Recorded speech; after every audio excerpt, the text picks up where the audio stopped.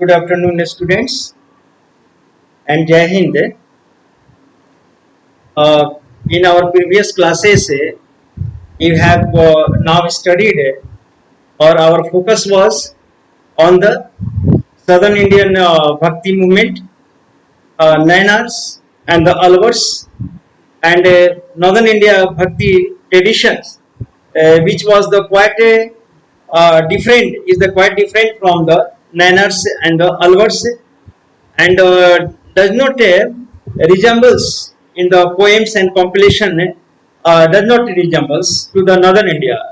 So the Northern India, the other traditions now flourished, or during the Rajput period particularly, or the yogis and nathas, and these were the now immersed in the Northern India tradition, or became the dominant in the society, or this became the important sects, or now held a very good position of that. But we see that during the right from the 800 AD to the post-Hars period to the 1200 AD, between that many Rajput states now emerged, different Rajput states, although they had the mutual struggle. Understand? So during this period, the three traditions now already traditions that emerged during this time, and these traditions emerged, and we have also seen that how the Cholas now they just provided the patrons and built the huge structure for the these saints, and as well as the of and for their deities also. Understand? We have seen that in the order in the religious fervent, the Siddhas, Nathas, or the yogis in Northern India. Siddhas, Natha, and yogis, they became the dominant in our society during the Rajput states, or now students during this period 800 AD to the 1200 AD. Between that, we know that a new element was now knocking at our doors, and now the pushing to enter in our country, that was the Muslim element, the Islam. Islam was now trying it. It's hard. The Islamic people were trying to enter in our country. Understand? Or they were frequently making their efforts how to enter in India. Understand? Or under this, or just within the subcontinents, isolated from the, or we know that our subcontinent was not isolated completely from the other continent, and there had been the process of the interaction, process of the intermixing, or the meeting from different continent and the different countries of this continent. Understand? Quite India was not completely isolated. The subcontinent was not completely isolated. They had the meeting and contact with the lands beyond the seas and the mountains had existed for the millenniums.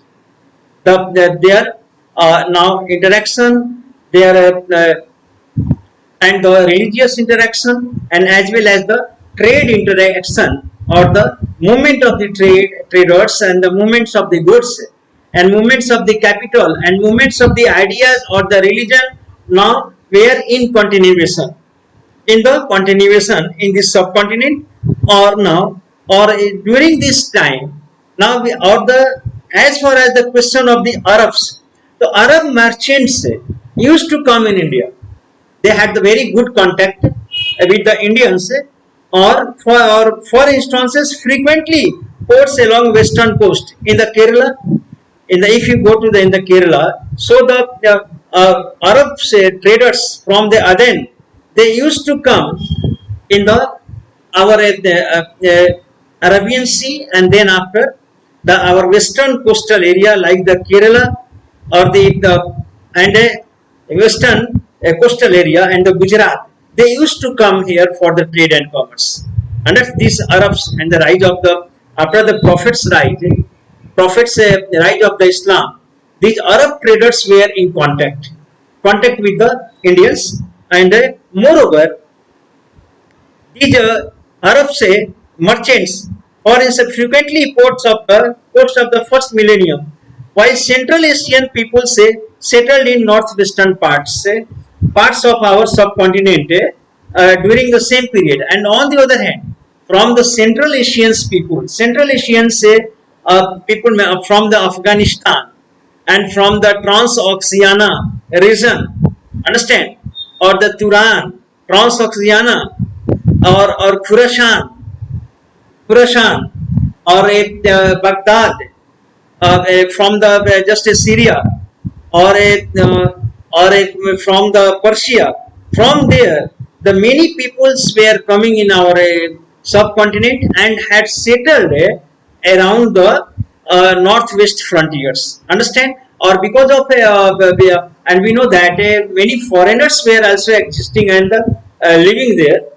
Those who had come during the time of the Alexander the Great's invasion, they were still living there. Understand?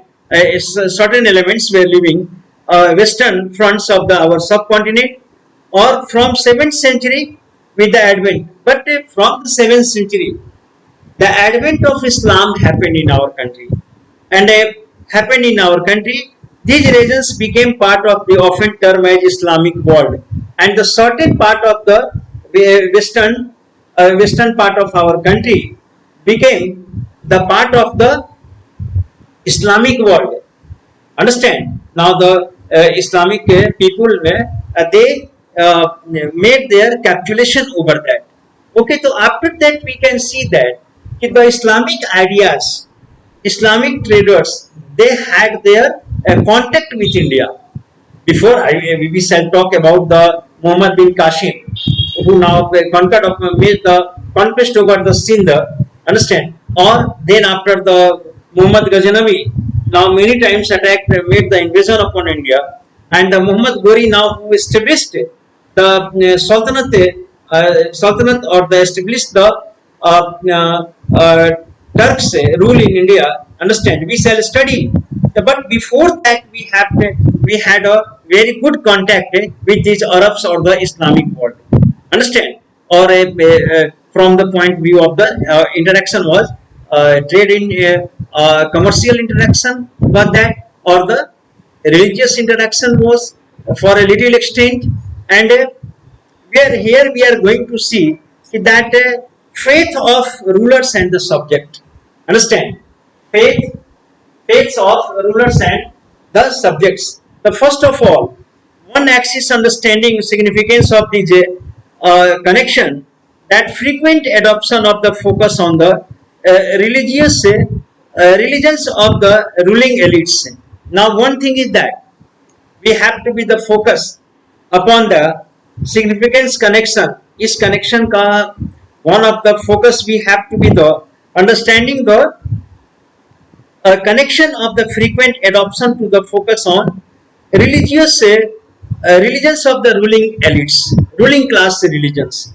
First of all, we know very well that in 711, take the 711, and Arab general Muhammad bin Qasim, I am talking about that. Muhammad, many times I have told you and taught him in the class. The Muhammad bin Qasim, a Qasim now, who just conquered and captured the Sindh.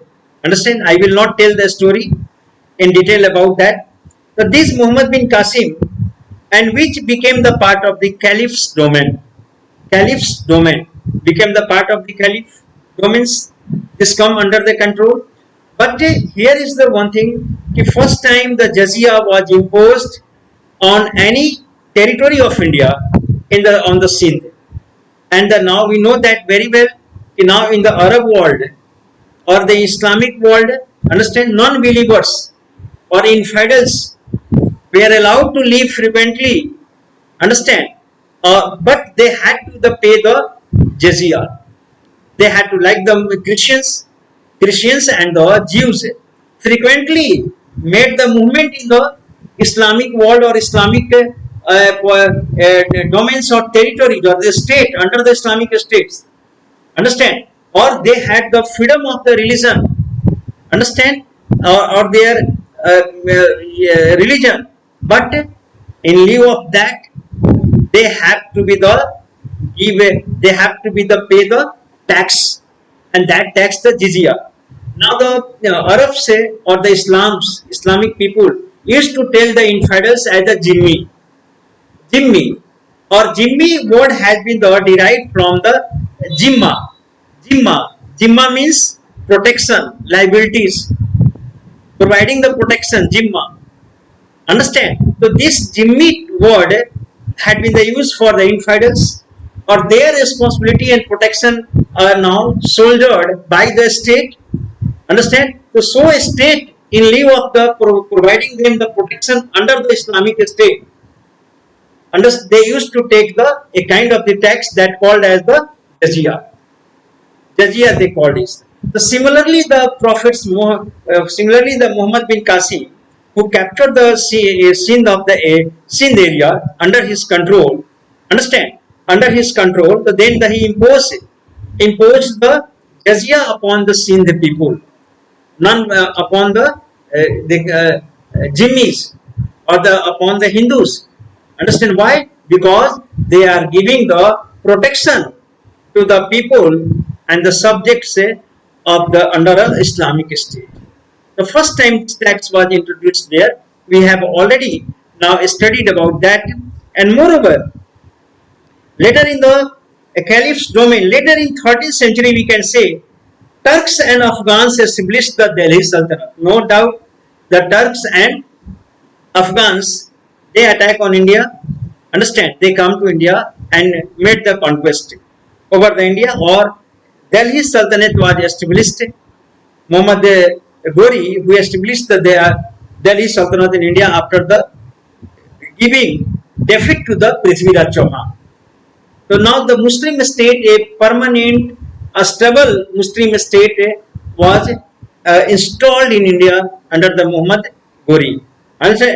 Muhammad Ghori, and this was followed by formation of Delhi's formation of the Sultanate in the Deccan, and then after, right from there, in the northern India, they had split their foot and feet, and then after they forward towards the Deccan area, or deep south, the Muslims area extended up the deep south.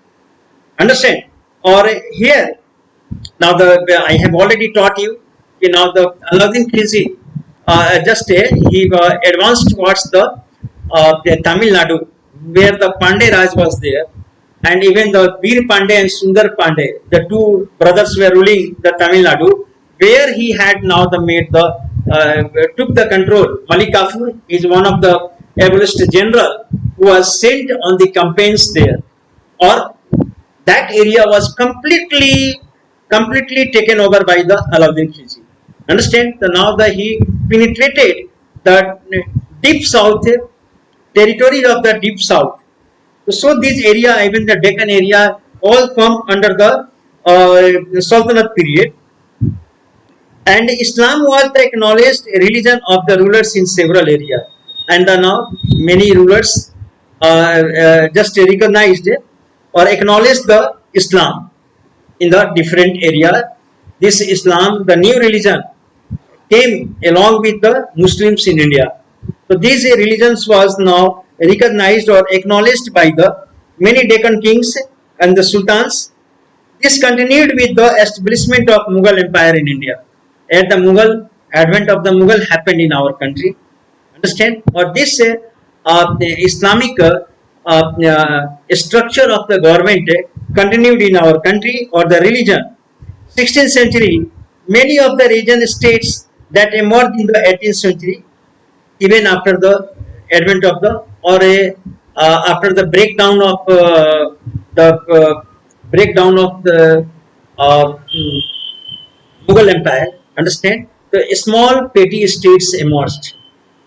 Muslim petty states like the Bengal, Hyderabad, Awadh, our Bharatpur. Now, many states now split.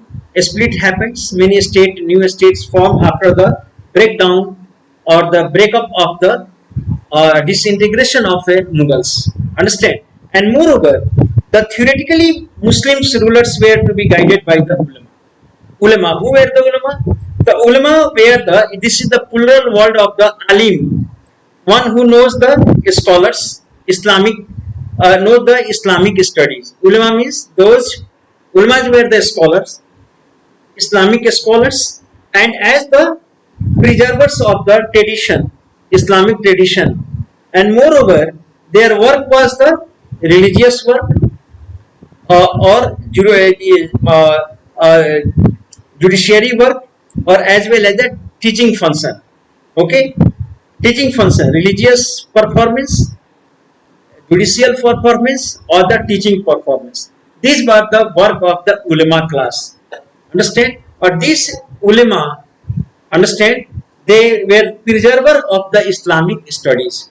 They preserved the Islamic study. Moreover, these ulama expected to ensure that or the field ruled according to the Sharia and the it was expected. Ulama class always expected and always try to ensure the administration of India by the sultans according to the Sharia and Sharia. They always emphasized and try to force the sultans, understand, to now rule over India on the basis of the accordingly Sharia and Sharia. But you should know that the sultans now were well aware that they are living in a very strange land. They are ruling over the strange land, different or the a very other religious people. Understand?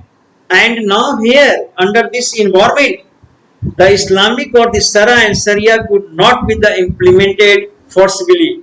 This and from this fact, the all sultans were well aware of that. So, despite enforcing by the ulama, the sultans always took their took their own decisions and own perception. Did not now care, did not emphasize on the ulama class, did not be the influenced by the ulama class. All the ulama were the preserver, and they were trying to enforce the Sharia and Sharia over the Hindus also. Understand? But the sultans were very much aware of the strange land or the strange environment or the different religious people, and clearly the situation was complicated in the this situation was very much complicated. Sharia and Sharia blindly could not be implemented over the Hindus also. So that is why where there were the population that did not subscribe to the Islam. Population means it was the Hindu majority country, and they have not subscribed the Islam. So the Muslims rulers and the sultans were very much careful and aware of how to rule over the India. Understand? And the moreover, theoretically, Muslim ruler here it is in this context category of the Jimmi, meaning the protected. Jimmi means, I have already mentioned what is the meaning of Jimmi means protected person.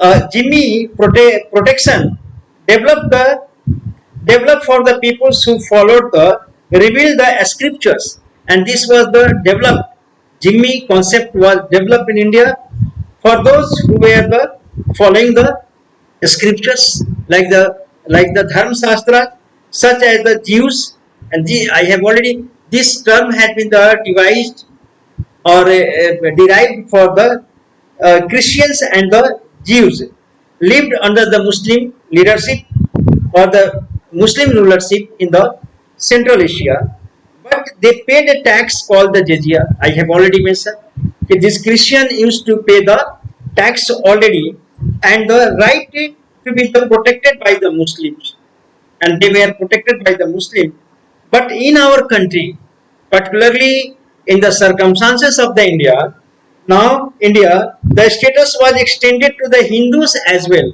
Those status of the Christians and the Jews in the Islamic state, it was extended to the Hindus in India by the Muslims or by the sultans. Understand?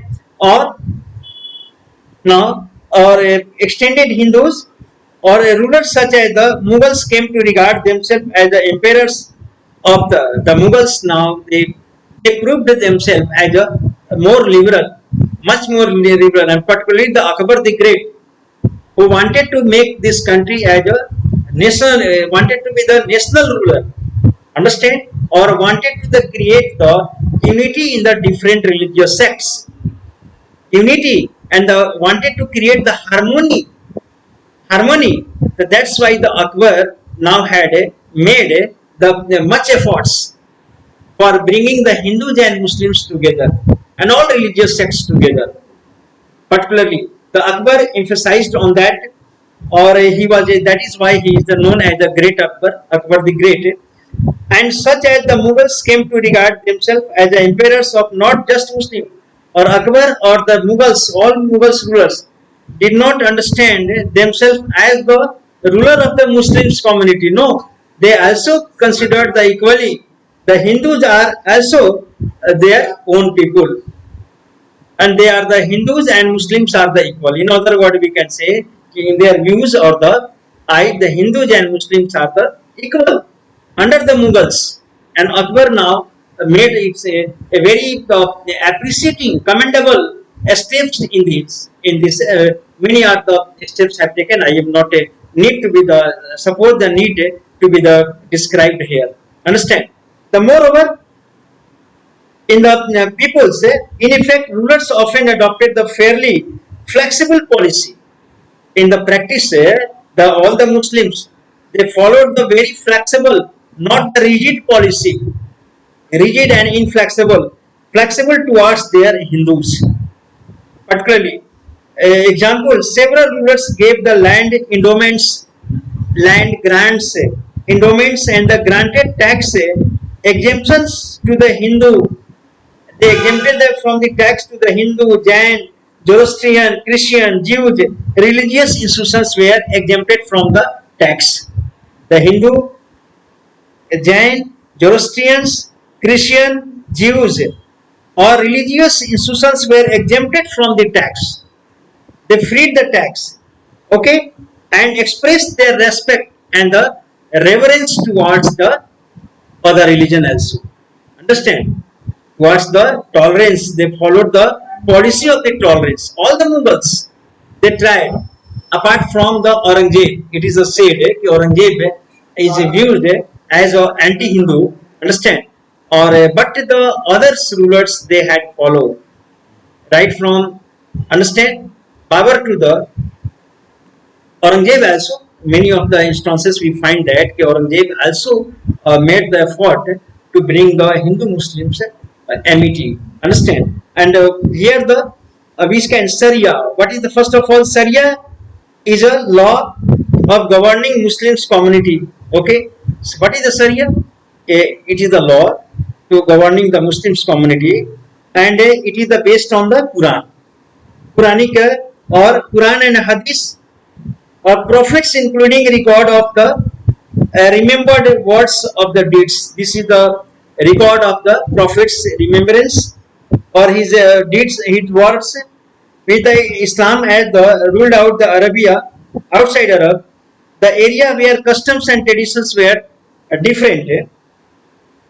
Qiyas reasoning by analogy. Qiyas or Ijma, consensus of the community, were recognized as the other source of legislation.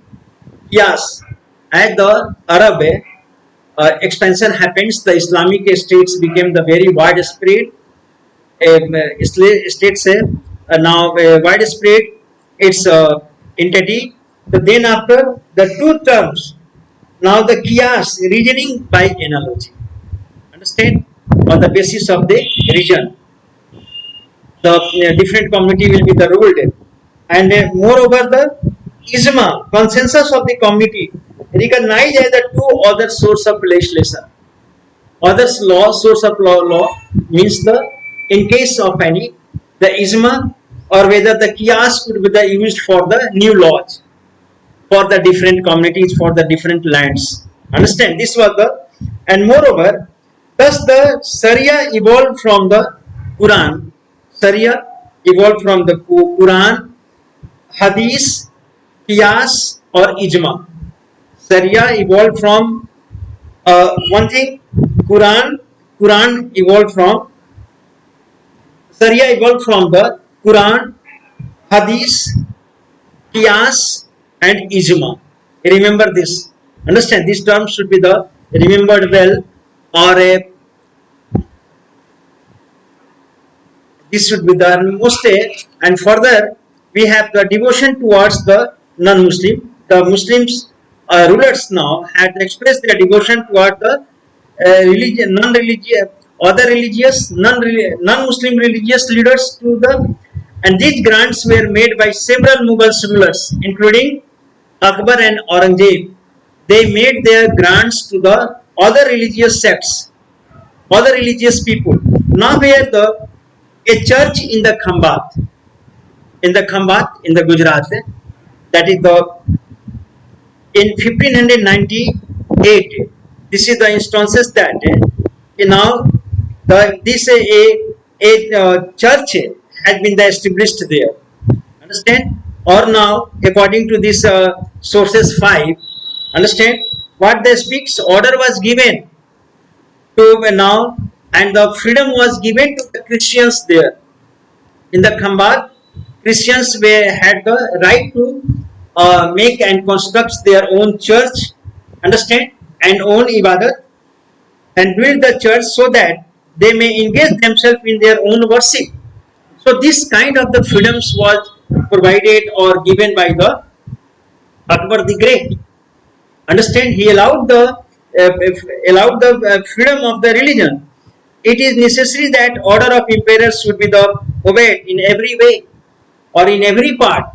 The Christians were given the right to the form or the right to the build and constructs their own churches. And similarly, here the one sources 6 what the Aurangzeb, now he also met with a jogi. Understand? And where he made the jogi a piece, and now sent a piece of the clothes in the reverence of the jogi, clothes sum of the 25 rupees sent to the offering and for this jogi.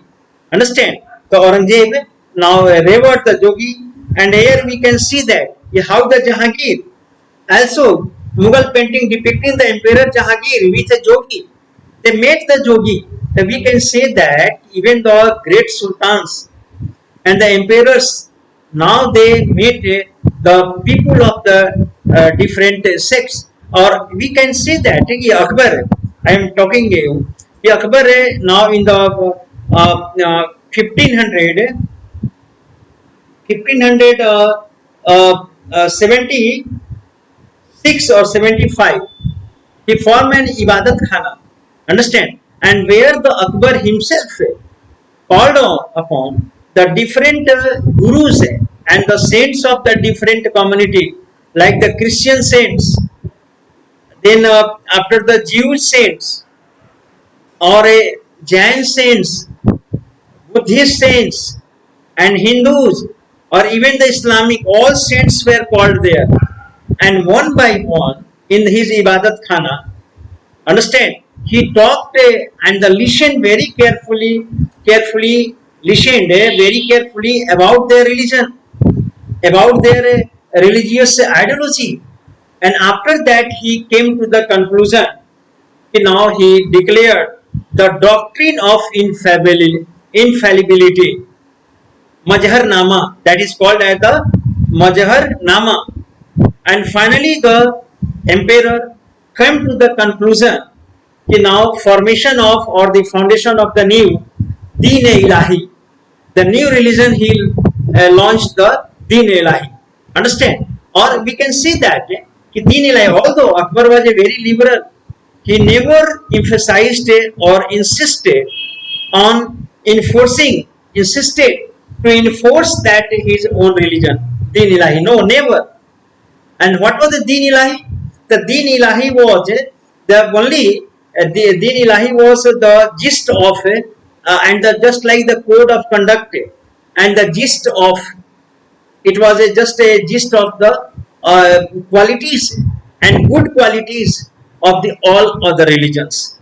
So he wanted to impress the people, wanted to implement, and moreover, the Akbar also to bring the harmony among the religious harmony.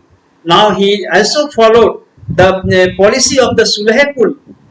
Policy of Sulhepul means the policy of universalities and brotherhood, universal brotherhood. He followed that. Understand? Vasudhaivam Kutumbakam. This was the followed by the in the Sulhepul. We can find this ideology or this notion in the Sulhepul. So we see that the Akbar now the followed this policy to bring the Hindus and Muslims. So they were the much lenient, much liberal. The Islamic State much liberal towards the Hindus. Understand? Towards the Hindus, they were the very much liberal. The students, we today this is the much for today. I suppose the time is just pressing us. Or next topic we shall discuss about the popular practice of Islam. What is the Islam? What is their practices? What is their notion? And you must keep your eyes very carefully because this is the carefully these chapters must be the medieval India. You should very closely study. Understand because there are the very difficult terms in here. Understand that should be the understood each every very carefully. Thank you very much for it.